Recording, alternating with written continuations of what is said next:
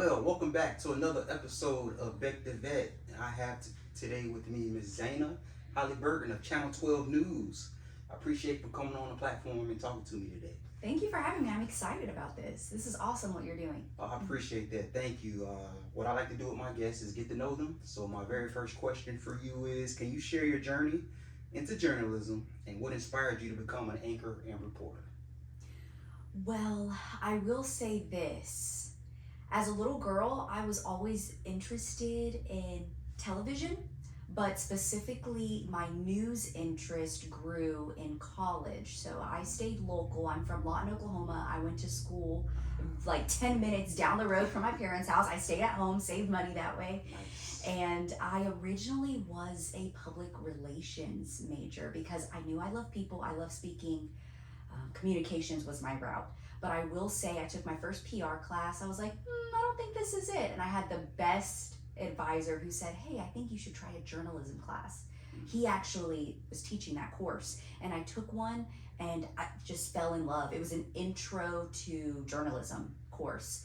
And through that, I continued to take more journalism classes. I got involved with our student ran newscast in college, where I got to produce, anchor, report, do behind the scenes, direct, and that's where my interest for news really struck, was there in college. And then I interned at our local station, and that's when I got the real world hands-on experience, and I got to shadow a lot of the reporters, producers, and I was like, yes, this is for me. I really enjoy getting out in the community, but also storytelling and writing. I always loved English. That was my favorite course in school. Okay, I like that. Wow, so you got the bug early.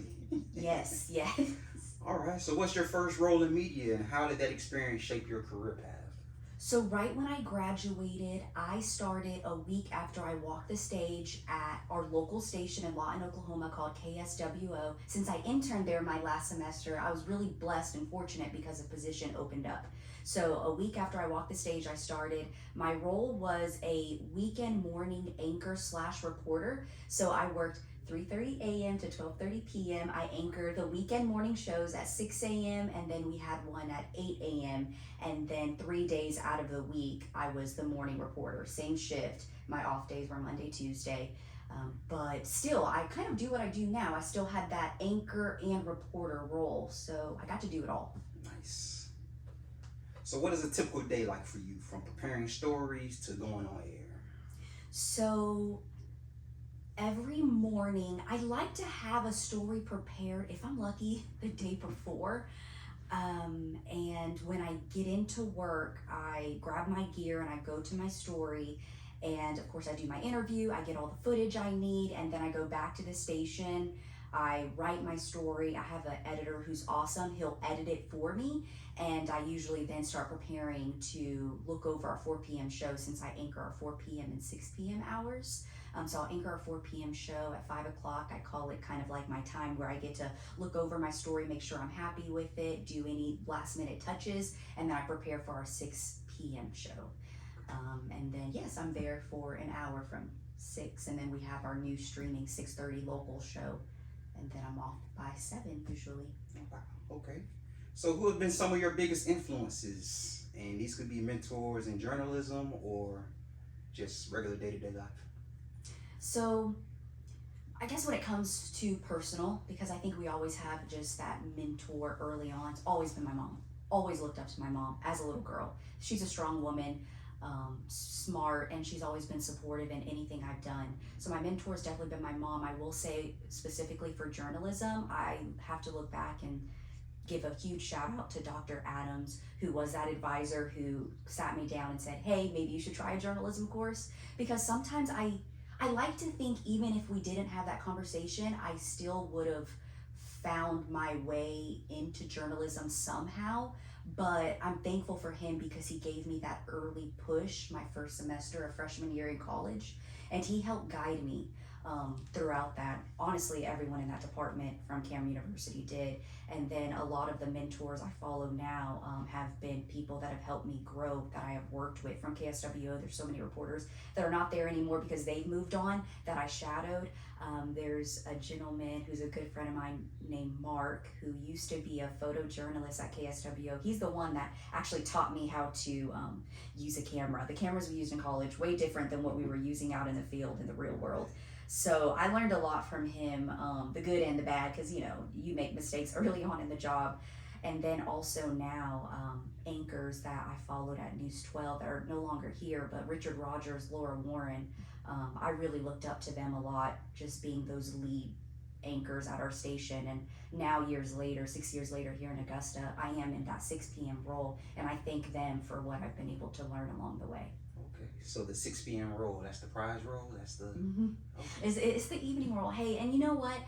I guess, quote unquote, yes, you can call it a prize role, but I really do believe a prize role is wherever you're happy. I've been able to serve in the 4 p.m. role, which I still do now, the 7 p.m. role once upon a time. I came off mornings before I came to this role, and I really enjoyed it all. So I will say, if you're interested in journalism, if you have the opportunity to just grow and try out different positions, different newscasts, you just have to find what fits and what works for you.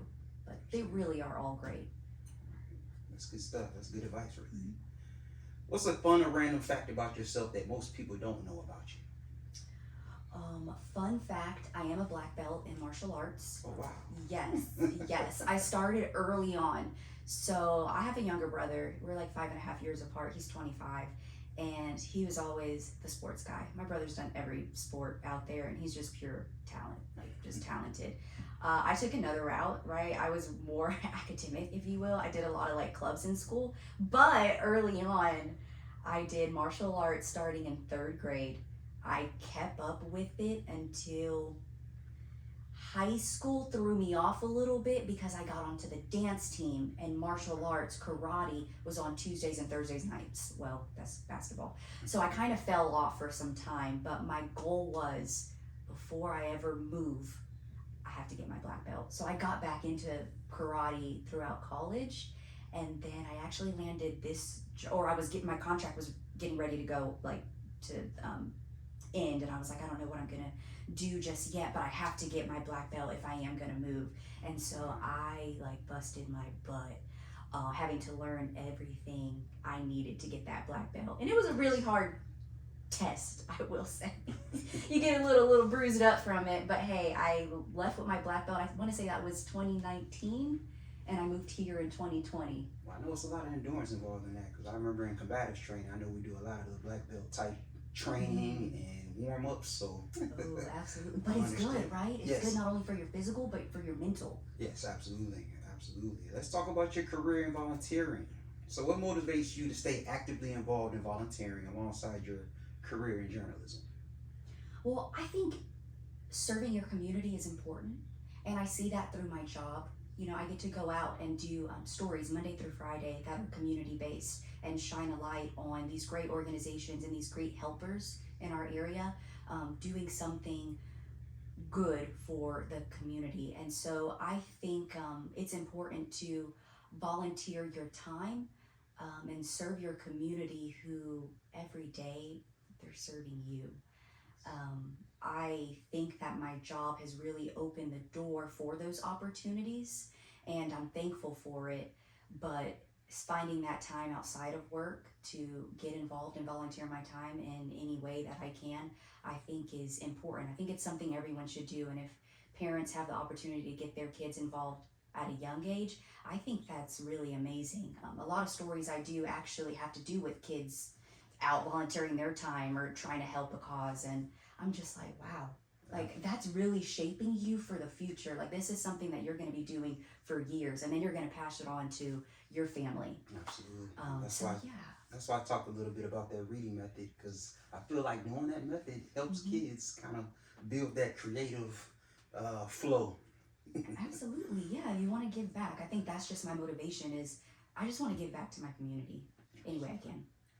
Sounds good. So speaking of the community, so what are some meaningful moments you've experienced personally while volunteering? Can you share your most memorable moment? A memorable moment volunteering. Because I'm pretty sure you have plenty. And probably hard to narrow down to one. Jeez. It is, and I'm gonna probably put some of these together. I just think anytime I'm out volunteering for a cause, it's the smile you're putting on people's face when they come up to you and they're so happy that you're there and they're so thankful that you took the time to be at their event, to give back, to maybe serve in a role. You know, I host a lot of events too. Um, I think what's memorable for me is just the gratitude that people show time and time again. I can't narrow it down to one thing, but I just feel like every time I'm at an event, it's just beautiful to see people and their expressions, and they're just so thankful for not only me, but everyone coming to support their cause or raising awareness about something. They're just happy that you care about whatever it is, you know, they're raising awareness for, supporting just as much as them. And I just think that's something I walk away with like, wow, that was something really special. I'm so happy I was here. Absolutely. So from your perspective, what are some of the biggest needs in the community right now?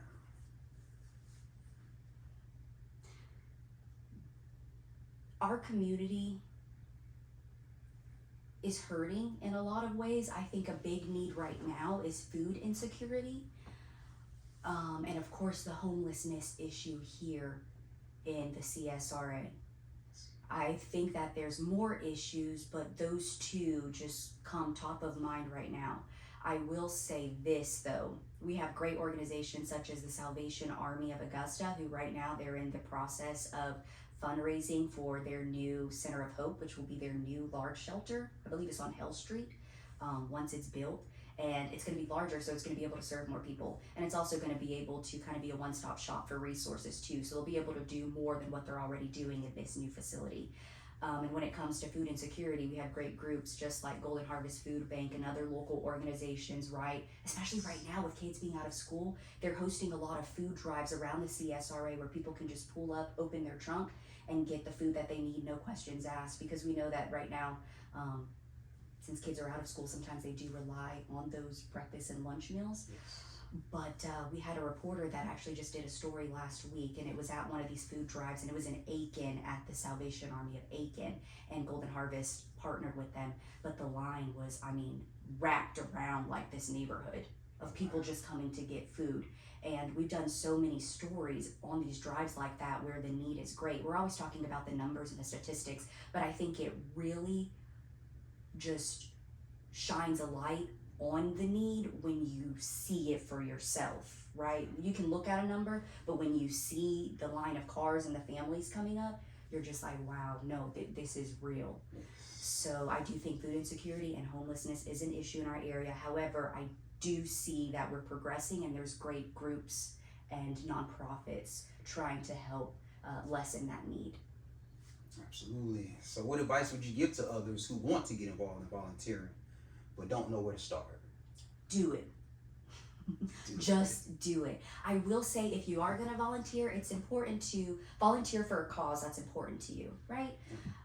So if you're an animal lover, oh my gosh, we have so many local shelters in the CSRA, and they are seeing great need too, especially like with kitten season and everything. So if you're an animal lover, maybe that's when you reach out to one of your local shelters. For instance, if if that touched your heart, what I talked about the food insecurity, maybe you do reach out to Golden Harvest and say, hey, how can I volunteer?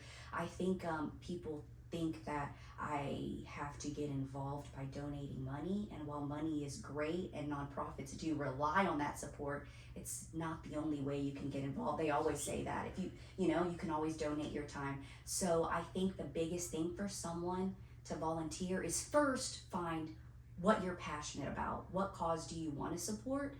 And I mean, just a quick Google search will help you figure out where you can go to get involved. I mean, just pick up the phone and call. Nonprofits are always going to say, hey, we need hands. Absolutely. So let's talk about your future plans. Okay. So where do you see your career in journalism heading in the next few years? So that's a great question. And I'm honestly going to be honest with you, CJ. I don't know. And it's okay not to know. and it's not, yeah, and it is, but you know what I do know? I always pray about it, and I just pray that God keeps me on his path. And I do believe that I'm here in Augusta. I've been here 6 years. I didn't think I was going to be here this long. You know, I did 2 years back home, and I was like, I'm going to do another contract. Then I'm going to go somewhere else and do another contract. Then I'm going to go, I don't know, right? But I just keep praying, and certainly God said, no, Zayna, you need to stay here in Augusta longer. And this is where I'm supposed to be right now. And the next few years, I just pray that I'm on his path and that I'm continuing to help or serve the community in some way. If that's through news, great. I love my job. I love what I do. But if it's somewhere else, fine. I'm happy with that too. As long as I'm supporting a cause that I'm passionate about and working within the community in some way. Are there any specific type of stories or topics you're passionate about covering in the future? Yes. Okay, so one that I do cover now, but I continue to cover it annually. So the Children's Hospital of Georgia. Yes. If you've ever had the time to I watched your stories. I've seen them on there. if you've ever It's had very inspiring stuff. If you haven't seen it, it is very inspiring. kids though, right? Yes. I'm not even a parent yet, but just I think anyone can agree that kids is a touching matter, especially when you're dealing with a sick kid. And so being able to shine a light on what Wellstar Children's Hospital does on a monthly basis and then turn around and support them through their annual radiothon, which is every December, which is their largest fundraiser, is amazing. I sit here and I do these stories, and you speak with these parents. I got to speak with some of the kids that are a little bit older, and they are champions. I don't think that they realize what they have gone through or what they're going through, because they're just going on just like anyone else. It's a new day, you know? I just have to come to the hospital and receive a treatment every, so often, or I'm just like, oh my goodness. So being able to just share their stories and the miracles that have happened at the hospital and just raise awareness around that hospital, since they are a non-for-profit, has really been a passion of mine. And I'm looking forward to Radiothon this year. It's one of my favorite things I get to cover every year. Nice. Once a year. When is it? It's usually the first week. I don't have those dates, but it's usually the first week in December, Okay. Thursday through Saturday. So whatever that is this year. Nice. Okay. So what changes would you like to see in journalism going forward? So the changes I would like to see specifically when it comes to news, this is actually so interesting to me. So when I'm out in the community, sometimes if I introduce myself, people are like, oh, okay, nice to meet you. I'm sorry, I don't watch the news. I don't watch the news a lot, which is okay. You don't have to watch the news.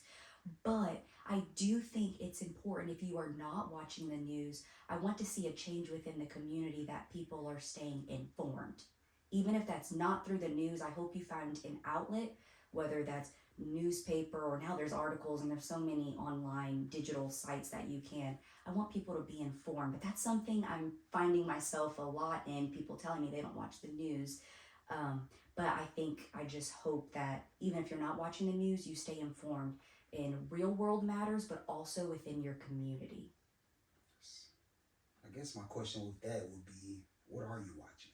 Because if you're not getting informed, are you watching a lot of mis and disinformation that's out there? Because Or, now a lot of news out, and I will say us too, because you have to kind of progress with society, if you will. We now have a TikTok. We've had it for maybe a year now, but we put a lot of our stories on TikTok, and that does attract like a younger audience too, if you're scrolling on TikTok, right? And then we can give you the news or a story maybe in 20 or 30 seconds and just tighten it up a little bit. So, there's a lot of ways, like news outlets are now, on Facebook, social media, TikTok, and like I said, just online digitally. We also stream too. So if you're like, hey, I don't do cable, that's fine too. We can also stream, but I just think that's my biggest thing when it comes to journalism and news.